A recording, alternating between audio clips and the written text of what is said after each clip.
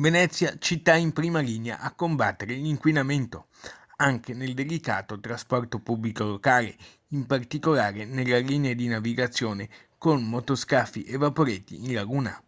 ACTV, l'azienda di trasporto pubblico locale, anche per la navigazione, come spiega il direttore del settore Gianluca Cuzzolin, da anni è impegnata concretamente. A seguito di una rimotorizzazione di 50 barche che è partita intorno al 2015, abbiamo avuto che le tarature delle centraline equivalenti a circa il motore dell'automobilistico Euro 6 hanno portato a una consistente diminuzione delle emissioni sia di anidride carbonica che di tutte le altre sostanze emissive dei nostri motori.